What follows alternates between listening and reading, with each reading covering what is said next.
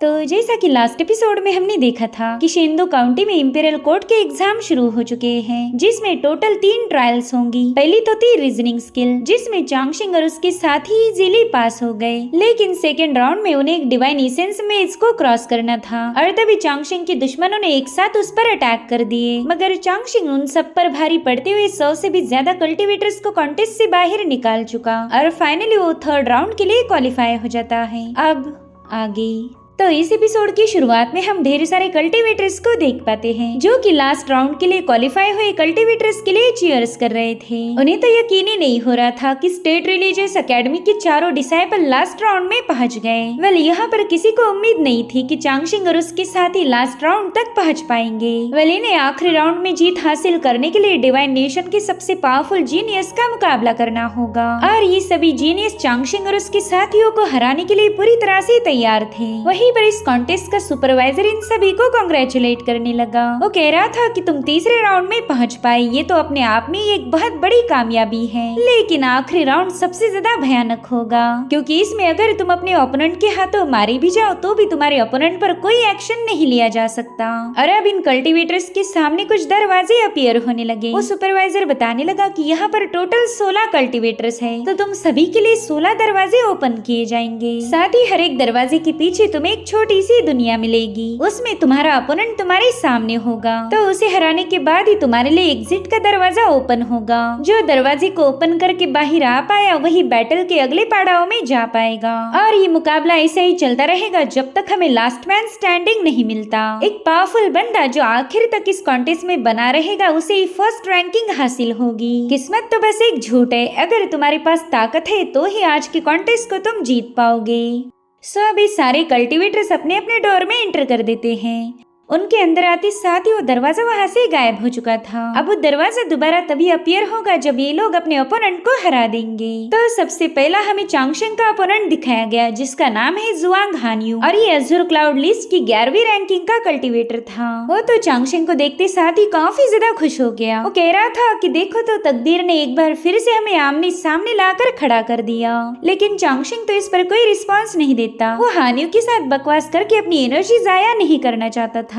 जिसके बाद हमें टांग 36 का ओपोनेंट दिखाया जाता है जिसका नाम है बानहू और ये ली शानसोड सेक का डिसाइपल था। वही दूसरी तरफ शुआन युआन को हानशी जैसा खतरनाक बंदा ओपोनेंट मिला था। शुआन युआन को अच्छे से पता था कि हानशी काफी ज्यादा स्मार्ट और ताकतवर है, मगर मुकाबला करने से पहले ही हार मानना तो किसी कमजोर की निशानी है। इसलिए शुआन युआन ने फैसला लिया कि चाहे अंजाम जो भी क्यों ना हो वो हानशी को हराने की अपनी तरफ से पूरी कोशिश करेगा। वेल सबको यही लग रहा था कि स्टेट रिलीजियस एकेडमी इस मुकाबले में बिल्कुल भी जीत नहीं पाएगी क्योंकि उनका मुकाबला उनसे 1000 गुना ज्यादा ताकतवर लोगों से होने वाला था। और इस तरह से इंपीरियल कोर्ट एग्जाम के आखिरी राउंड की शुरुआत हो गई। वेल इस पोर्शन का नाम था उनके तेवर। अब चांगशिंग और उसके साथी क्या तेवर दिखाएंगे ये हमें थोड़ी ही देर में पता चलेगा। और अब हमें टांग 36 और बानहू के दरमियान जबरदस्त मुकाबला दिखाया गया। यहाँ पर बानू टांग 36 से कहने लगा कि उस दिन तुमने हमारी बंदी जियान को हरा दिया था, मगर वो कारनामा तो तुम इसलिए कर पाए क्योंकि चांगशिंग तुम्हारा साथ दे रहा था,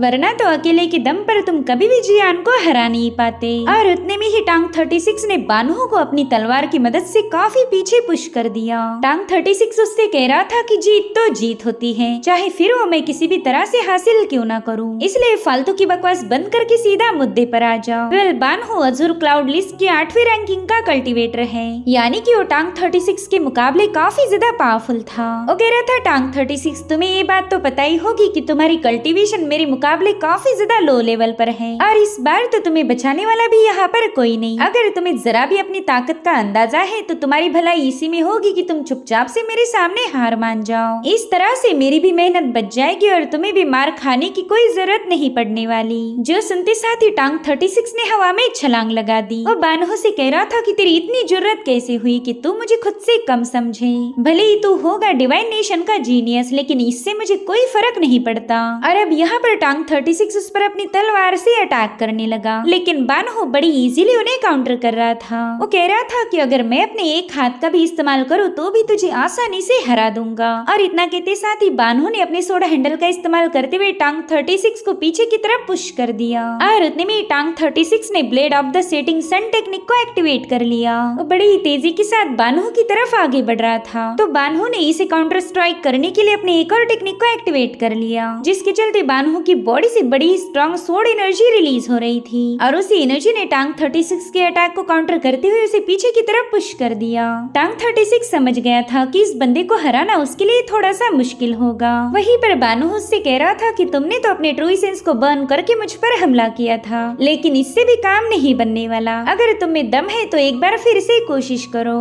वेल यहाँ पर टांग 36 दिल ही दिल में सोचने लगा कि बानहो तो मेरी हर एक मूव को काउंटर कर पा रहा, यानी कि हांशी ने जरूर से इसे गाइडेंस दिया होगा, इसलिए तो ये बंदा इतना ज्यादा कॉन्फिडेंट है। तो एक बार फिर से टांग 36 ने बानहो पर अपना एक जोरदार स्लैश हिट कर दिया, मगर बानहो समय रहते साइड में हटते हुए उसे भी डॉच कर देता है। वो कह रहा था मुझे तुम्हारी ये वाली मूव काफी ज्यादा पसंद आई, चलो अब दोबारा से अपने ट्रू एसेंस का इस्तेमाल करो, मैं तो तुम्हें कमजोर करके ही हराना चाहता हूँ। वहीं पर टांग 36 ने अपनी एक और मूव को एक्टिवेट कर लिया, जिसे मेपल टाइड स्ट्राइक कहा जाता था। उसके ऐसा करते साथ ही वहाँ पर ट्रू एसेंस से बने हुए कई सारे मेपल लीफ फ्लोट होने लगे, जो कि तलवार जैसी शार्प और हैमर जैसे स्ट्रॉन्ग थे। मगर बानहो के पास तो टांग 36 की इस मूव का भी जवाब था। वो तुरंत ही अपने सोड को मूव करते हुए वहाँ पर सोड किलिंग इंटेंट को एक्टिवेट कर देता है और बानहो की इस मूव को कहा जाता था क्रेन शैडो पियर्सिंग क्राई, और ये लीशान सोड सेट की एक स्पेशल टेक्निक मानी जाती है। उसके ऐसा करते साथ ही वहाँ पर सोड इंटेंट का एक बहुत बड़ा टोर्नेडो क्रिएट हो गया। साथ ही वहाँ पर हमें क्रेन परिंदे को भी फॉर्म होता हुआ देख पाते हैं, जिसने जोर जोर से चिल्लाते हुए जाकर सीधे टांग 36 पर अटैक कर दिया। यहाँ पर टांग 36 उस क्रेन परिंदे के अटैक को काउंटर करने की पूरी कोशिश कर रहा था, लेकिन उस क्रेन परिंदे ने उसे सीधा पेड़ पर पटक कर नीचे गिरा दिया।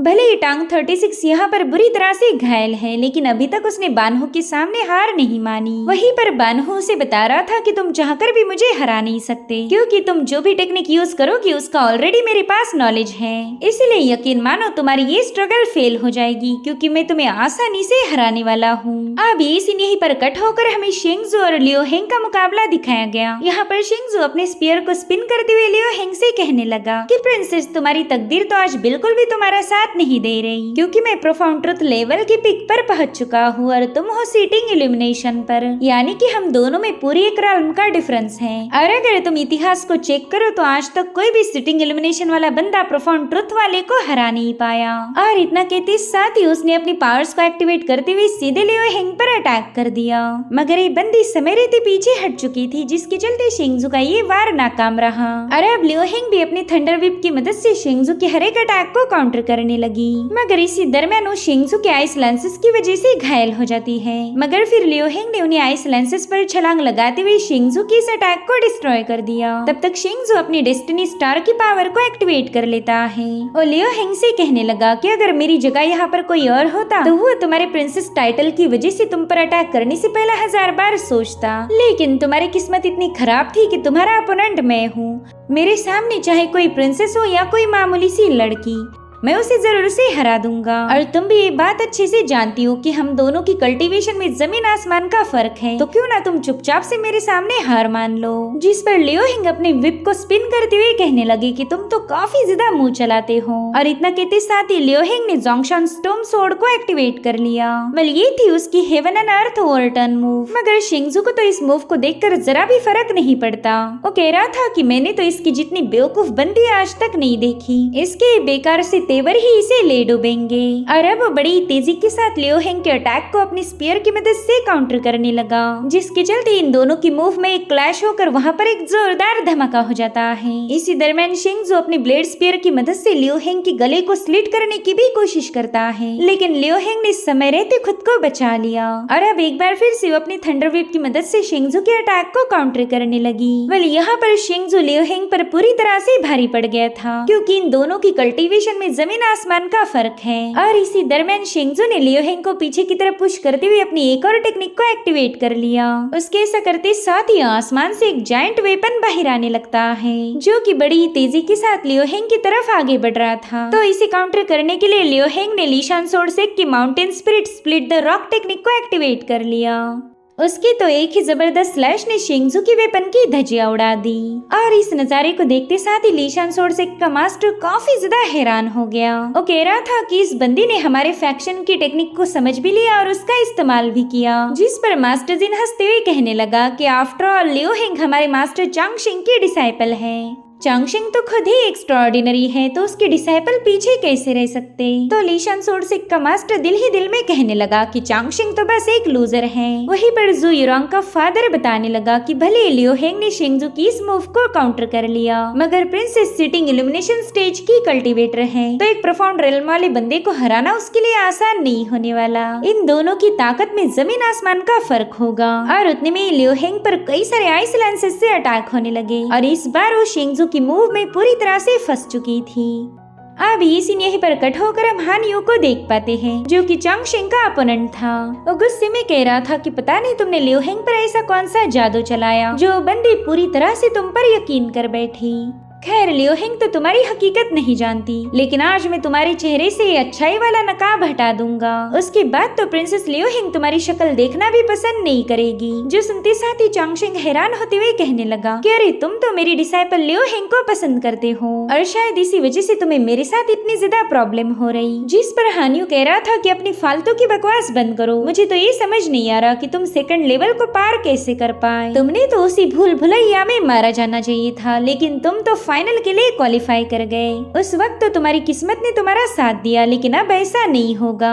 मैं अपने साथ लाइट सोर्ड लेकर आया हूँ, तो उसके सामने तुम्हारी जीतने का 1% भी चांस नहीं। और इतना कहते साथ ही हान यू ने अपनी मल्टीपल सोर्ड्स फॉर्म कर ली। वो चांगशिंग को बता रहा था कि ये मूव मैंने स्पेशली तुम्हारे लिए प्रिपेयर की है और इसे कहा जाता है 100 सोर्ड मैनिफेस्ट। अब यहाँ पर हमें हजारों लाखों सोर्ड्स का फॉर्मेशन दिखाया जाता है, जिससे निपटने के लिए चांगशिंग ने अपनी शॉर्ट ब्लेड को बाहर निकाल लिया। इधर लीशान सोर्ड सेक के मास्टर इस मूव को देखते साथ ही काफी ज्यादा खुश हो गए। वो कह रहे थे कि हान यू तो तियांदाओ एकेडमी के वाइस डीन की तलवार लेके गया है। शायद जाओ कॉन्टिनेंट के लोग इस मुकाबले को काफी ज्यादा सीरियसली ले रहे। अब तो इस तलवार की मदद से हान यू चांगशिंग को बुरी तरह से घायल कर देगा, जिसके बाद हमें हान यू और चांगशिंग के दरमियान का मुकाबला दिखाया गया। यहाँ पर हान यू अपनी कई सारी फ्लाइंग सोर्ड्स का इस्तेमाल करते हुए चांगशिंग को घायल करने की कोशिश करने लगा, मगर चांगशिंग यहाँ से वहाँ मुंह होते हुए उसके हर एक अटैक को काउंटर करने लगता है। साथ ही वो दिल ही दिल में सोचने लगा कि ये बंदा तो पूरी तैयारी के साथ आया। इसने तियांदाओ एकेडमी के वाइस डीन की तलवार लाई है। मैंने सुना था कि ये तलवार एक स्टार गैदरिंग रेल्म वाला आर्टिफैक्ट है। साथ ही स्क्रिप्चर में लिखा गया कि इस तलवार की सिर्फ 3 स्ट्राइक ही परफेक्ट मैरो क्लिंजिंग वाले बंदे को आसानी से मार सकती है। वेल यहाँ पर हान यू भी काफी ज्यादा कॉन्फिडेंट होकर उसे बता रहा था कि लाइट सोर्ड का मुकाबला कोई भी नहीं कर सकता। अगर तुम कल्टीवेशन की प्रोफाउंड ट्रुथ लेवल पर भी होते तो भी मुझे हरा नहीं सकते, इसलिए यू बेवजह यहाँ से वहाँ भागकर अपनी एनर्जी को जाया मत करो। अरे अब जैसे ही चांगशिंग फ्लोर पर आया, हान यू ने वहाँ पर हजारों लाखों तलवारें फॉर्म कर ली, जो कि चांगशिंग पर निशाना लगाई थी। हान यू उसे बता रहा था कि इस अटैक में तो तुम बिल्कुल भी जिंदा नहीं बच सकते, इसलिए अब मरने के लिए तैयार हो जाओ। और अब उसकी हजारों लाखों तलवारों ने एक साथ मिलकर चांगशिंग पर एक जोरदार हमला कर दिया। और वहीं पर हान यू तेवर दिखाते हुए सुपरवाइजर से कहने लगा कि जल्दी से मेरे इस मुकाबले का रिजल्ट अनाउंस कीजिए, क्योंकि मुझे खुद पर पूरा यकीन है कि मेरी इस मूव के बाद चांगशिंग दोबारा वापस नहीं आ पाएगा। और अब ये सीन यहीं पर कट होकर हम शियान युआन को देख पाते हैं, जिसे बड़ी तेजी के साथ एक चट्टान पर पटका गया था। वेल इसका अपोनेंट था हानशी, जिसने 3000 स्क्रिप्चर्स की पढ़ाई की है, इसलिए जाहिर सी बात है कि शियान युआन की हालत इसके सामने खस्ता होगी। वेल अगर देखा जाए तो इन सारे मुकाबलों में चांगशिंग और उसके साथी पूरी तरह से कमजोर पड़ गए थे, और यही सब देखकर कल्टीवेटर्स को उन पर रहम आने लगा। वो कहने लगे कि स्टेट रिलीजियस एकेडमी के चारों बंदों को बहुत ही पावरफुल अपोनेंट्स मिले, अगर उनकी जगह पर हम होते तो कब का ही हार मान लेते। वही दूसरी तरफ तियांदाओ एकेडमी के मास्टर भी परेशान होते हुए कहने लगे कि स्टेट रिलीजियस एकेडमी का एक भी बंदा अपने अपोनेंट पर भारी नहीं पड़ पाया। मुझे तो इन बच्चों के लिए काफी ज्यादा बुरा लग रहा, क्योंकि बदकिस्मती से इनके अपोनेंट इनसे हजारों गुना ज्यादा पावरफुल हैं। जिस पर लीशान सोर्ड सेक का मास्टर कहने लगा कि आप तो तियांदाओ एकेडमी के मास्टर हो, लेकिन फिर भी आपको स्टेट रिलीजियस एकेडमी के बंदों के लिए बुरा लग रहा। वहीं पर जनरल शिजू बताने लगा कि ये कॉन्टेस्ट काफी ज्यादा स्पेशल है। अगर इसमें कोई चीज मायने रखती है तो वो है तुम्हारी ताकत। भले स्टेट रिलीजियस एकेडमी के बंदे मुकाबला हार रहे हैं, मगर इसके जिम्मेदार तो वो खुद है। अगर वो पावरफुल होते तो उन पर ऐसी नौबत ना आती। जिस पर होली फादर कहने लगे कि अभी तक मुकाबले का फैसला नहीं हुआ। मेरे ख्याल से इस कॉन्टेस्ट में अभी भी जान बाकी है। और अभी सीन यहीं पर कट होकर हम लियो हेंग को देख पाते हैं, जो कि शेंगजू के आइस क्रिस्टल में पूरी तरह से ट्रैप हो गई थी। उसका खून अब धीरे धीरे आइस में बदल रहा था और वो कहती कि शायद मैं ये मुकाबला हार चुकी हूँ। उसकी ऐसी हालत देखकर ही मास्टर जिन काफी ज्यादा परेशान हो गए। वो होली फादर से कह रहे थे कि प्लीज लियो हेंग को बचा लीजिए। जिस पर जनरल बताने लगा कि ये तो शेंगजू की सबसे स्पेशल टेक्निक है। इसे बर्फ की शबनम कहा जाता, जो कि किसी भी कल्टीवेटर के बोन मैरो को बर्फ में बदल सकती है। आज तक जो भी कल्टीवेटर इसमें फंसा हो कभी बाहर नहीं निकल पाया। मेरे ख्याल से लियो हेंग वो पहली डिसाइपल है जो स्टेट रिलीजियस एकेडमी से एलिमिनेट हो जाएगी। और अब यहाँ पर लियो हेंग को उसके फादर की कई बातें याद आने लगी। वो कह रहे थे कि तुम्हें कुछ भी करके स्टार गैदरिंग रेल्म पर ब्रेक थ्रू करना है। अगर तुम इसमें नाकाम हो गई तो मैं जहाँ चाहूँ वहाँ तुम्हें शादी करनी होगी। तुम्हारे पास सिर्फ दो ही ऑप्शन है, एक तो कल्टीवेटर बनो या फिर किसी की बीवी बनो। तीसरा ऑप्शन तुम्हारे पास अवेलेबल नहीं। साथ ही लियो हेंग के बारे में कहा जाता था कि ये बंदी हाफ याओ है, जिसके चलते ना ही इसके पास एबिलिटीज होगी और ना ही कोई अधिकार जो कि ये अपने फादर के थ्रोन को क्लेम कर पाए। इतना ही नहीं, इस पल में लियो हेंग को अपने मदर की कही हुई बातें याद आने लगी। उन्होंने बताया था कि तुम्हें कुछ भी करके कल्टीवेशन की बुलंदियों को हासिल करना ही होगा, वरना तुम्हारे माँ बाप का सिर शर्म के मारे झुक जाएगा। और अब यहाँ पर लियो हेंग को अपने मास्टर चांगशेंग नजर आने लगे। दरअसल लियो हेंग के मेरिडियंस में दिक्कत थी, जिसे सिर्फ चांगशेंग ही सॉर्ट आउट कर पाया। वो खुद से ही कहने लगी कि फाइनली मेरी मेरिडियंस ठीक हो गई, लेकिन क्या यहाँ आकर मुझे रुकना पड़ेगा? मैं अपने मास्टर चांगशेंग को इंपीरियल कोर्ट एग्जाम में जीतता हुआ देखना चाहती हूँ, और ये तभी पॉसिबल होगा जब मैं इस मुकाबले में जीत जाऊँ। और अब हमें कुछ दिनों पहले की कहानी दिखाई जाती है, जहाँ पर लियो हेंग प्रोफाउंड रेल्म पर पहुँचने के लिए कोशिश करते हुए बेहोश हो गई। उसके होश में आने के बाद चांगशेंग उसे बता रहा था कि अगर तुम खुद पर जबरदस्ती करोगी तो इससे तुम्हारे मेरिडियंस को डैमेज हो जाएगा, मगर मेरे पास तुम्हारे लिए ब्रेक थ्रू करने का एक और ऑप्शन है, हो सकता है कि उसमें तुम्हें कामयाबी हासिल हो जाए। लियो हेंग कह रही थी कि आज तक मेरे पेरेंट्स ने भी मुझ पर भरोसा नहीं दिखाया, लेकिन मेरे मास्टर चांगशेंग मुझ पर ट्रस्ट करते हैं। और अब उसे अपने सामने प्रोफाउंड रेल्म का गेट नजर आने लगता है। वही दूसरी तरफ बानहो ने टांग 36 पर अपना डोमिनेंस साबित कर दिखाया, मगर टांग 36 ने अभी तक हार नहीं मानी थी। वो एक बार फिर से बानहो पर एक जोरदार स्लैश रिलीज कर देता है,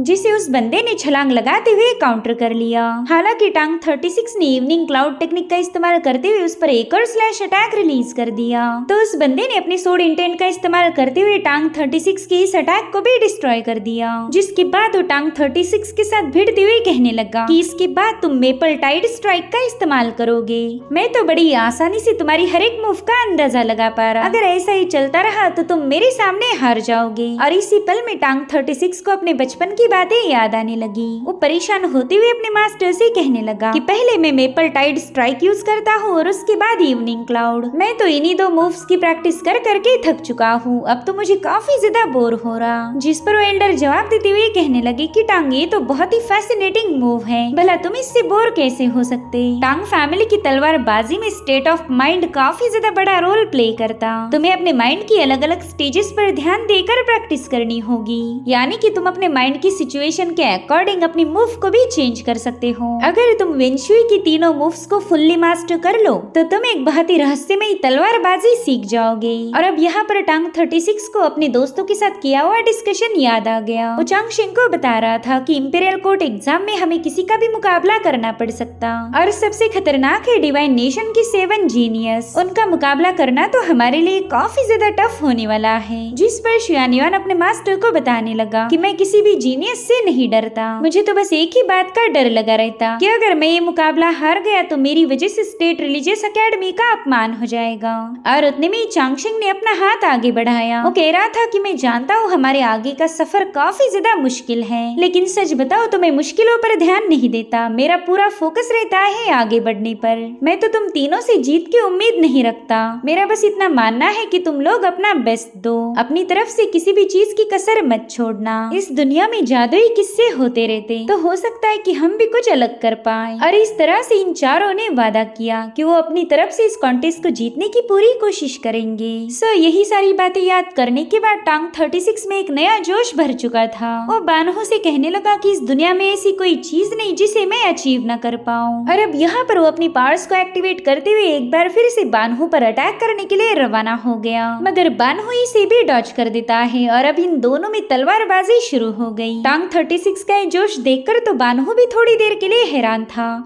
वो कहता है कि ये बंदा तो पूरी तरह से पगला गया। ये तो अपने सोड इंटेंट को शार्प बनाने के लिए मेरा इस्तेमाल कर रहा है। और फॉर द फर्स्ट टाइम हम देख पाते हैं कि टांग 36 बानहो पर डोमिनेट कर रहा। वहीं दूसरी तरफ लियो हेंग ने भी अभी तक हार नहीं मानी थी। वो प्रोफाउंड रेल्म पर ब्रेक थ्रू करने के लिए उस दरवाजे को पुश करने लगी। चांगशिंग ने उसे बताया था कि तुम्हारी बॉडी में अलग अलग 2 रेसेस की मेरिडियंस हैं और साथ ही तुम्हारे तीनों एक्यूपॉइंट्स आपस में उलझे हुए हैं। तो अगर हम तुम्हारे मेरिडियंस का सही से इस्तेमाल करें तो तुम्हारे पोटेंशियल को स्टिमुलेट किया जा सकता और इसी तरह से तुम प्रोफाउंड रेल्म के गेट को ओपन कर पाओगी। तो अपने मास्टर की हर एक इंस्ट्रक्शन को फॉलो करते हुए लियो हेंग ने शिंगजू ने बनाए हुए आइस क्रिस्टल को ब्रेक कर दिया।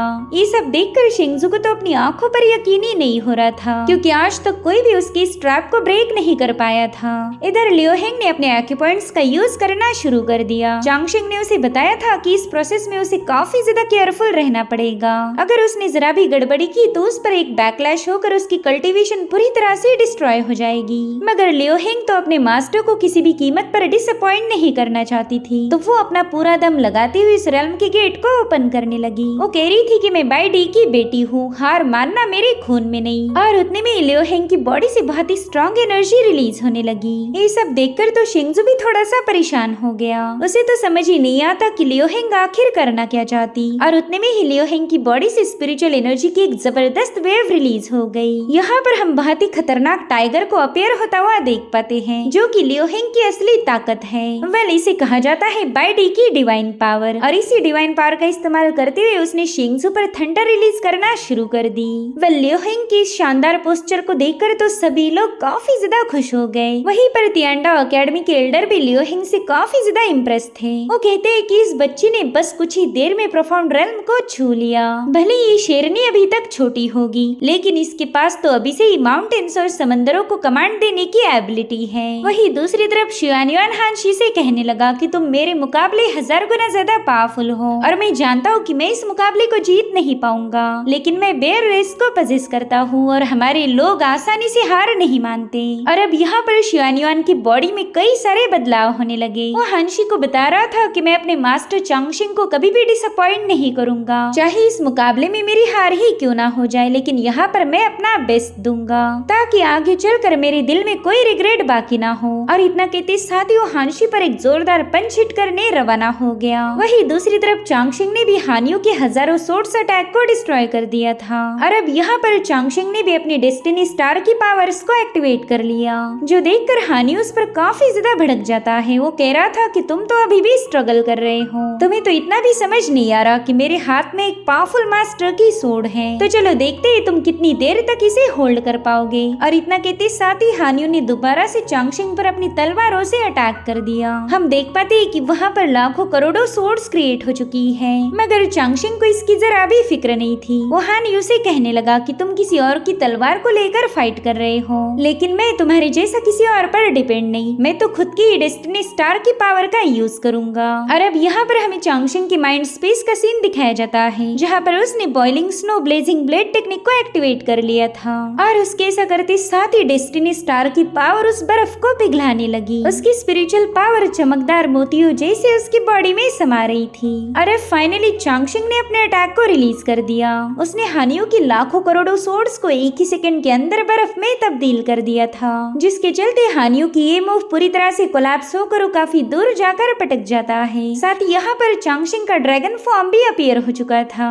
उसके इस जबरदस्त पोस्चर की जितनी तारीफ तारीफें की जाए वो कम थी। और चांगशिंग जैसे उसके साथी भी अपने ओपोनेंट पर कहर बरसाने के लिए तैयार थे। यहाँ पर लियो हिंगशिंग से कहने लगी कि हम स्टेट रिलीजियस एकेडमी के डिसाइपल्स हैं। अगर हम जीत हासिल करेंगे तो वो भी शानदार होगी और मारे जाएंगे तो भी वो शानदार होगा। वही दूसरी तरफ टांग 36 ने भी अपने ओपोनेंट के आसपास आग लगा दी। वो कह रहा था कि मैं अपने एकेडमी का नाम मिट्टी में नहीं मिला सकता। 20 सालों से हमारी एकेडमी खामोश थी, लेकिन आज वो शेर जैसे दहाड़ेगी। और अब यहाँ पर उसने 3 moves in 1 red God technique को एक्टिवेट कर लिया था, जो कि उसकी तीनों स्पेशल मूव्स को कंबाइन करने के बाद ही फॉर्म हुई थी। और अभी चारों बंदे अपने ओपोनेंट की तरफ रवाना हो गए। इन्होंने ठान लिया था कि इनके स्टेट रिलीजियस एकेडमी की आवाज पूरे कॉन्टिनेंट में गूंजने वाली है। और अब इन सब ने मिलकर अपने ओपोनेंट पर अटैक हिट किया। और वाकई इन चारों की फाइनल मूव्स काफी ज्यादा अमेजिंग थी। शुआन युआन पो ने अपनी पूरी ताकत का इस्तेमाल करते हुए हानशी पर अटैक कर दिया, लेकिन उसकी पावर हानशी को छू भी नहीं पाती। मगर दूसरी तरफ कहानी कुछ अलग थी। चांगशिंग, लियो हिंग और टांग 36 ने अपने ओपोनेंट को काफी अच्छा सबक सिखाया। और यही सारे खूबसूरत सीन देखकर सभी लोग काफी ज्यादा हैरान थे। उन्हें लगा ही नहीं था कि स्टेट रिलीजियस एकेडमी इस अंदाज में कमबैक करेगी। इन तीनों ने अपने ओपोनेंट्स को सिर्फ हराया ही नहीं था, बल्कि उन्हें बुरी तरह से घायल कर दिया। और अभी तीनों भी अपनी तलवारें उनकी तरफ पॉइंट करते हुए बताने लगे कि तुम हार चुके हो। वही दूसरी तरफ जो भी लोग इस मुकाबले को देख रहे थे, उन्हें बहुत बड़ा झटका लग गया।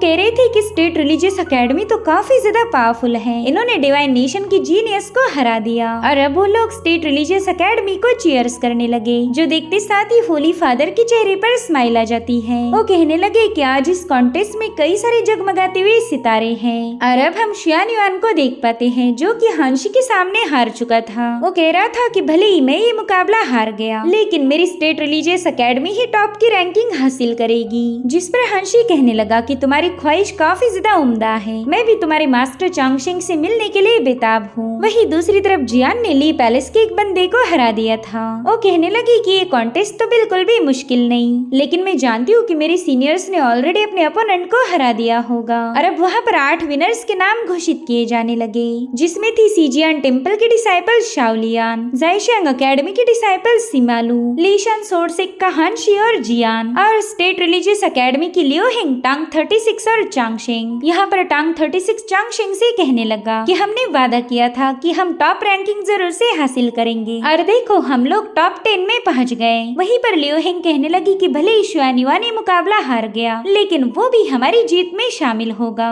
और अब ये तीनों भी अपना हाथ आगे बढ़ाते हुए एक दूसरे को मोटिवेट करने लगे। वहीं पर शुआन युआन तो कॉन्टेस्ट से बाहर हो चुका था, लेकिन वो बाहर से ही अपने साथियों को सपोर्ट दिखाता है। वेल, यहाँ पर हमें बताया जाता है कि लोगों ने इन्हें रोकने की पूरी कोशिश की, लेकिन ये तो अनस्टॉपेबल थे। ये तो पैदा ही जिद्दी हुए थे और इसीलिए हमेशा आगे बढ़ेंगे। वहीं पर जियान ने देखा कि उसका सीनियर अभी तक गेट से बाहर नहीं आया, तो तुरंत एग्जिट डोर को ओपन करती है और वहाँ पर उसे ढेर सारा खून नजर आया। दरअसल उसके सीनियर को उस मिस्टीरियस बंदे ने खत्म कर दिया था। दरअसल इसका नाम है जेनशु और ये जाइशियांग एकेडमी का डिसाइपल था। जेनशु ने अपने ओपोनेंट को इतने ब्रूटली खत्म किया था कि जो देखते साथ ही जियान के तो होश ही उड़ गए। हो सकता है कि ये बंदा आगे चलकर स्टेट रिलीजियस एकेडमी के लिए बहुत बड़ा खतरा बन जाए। और इसी के साथ एपिसोड यहीं पर एंड हो जाता है। Thank you so much for watching. Bye bye, take care.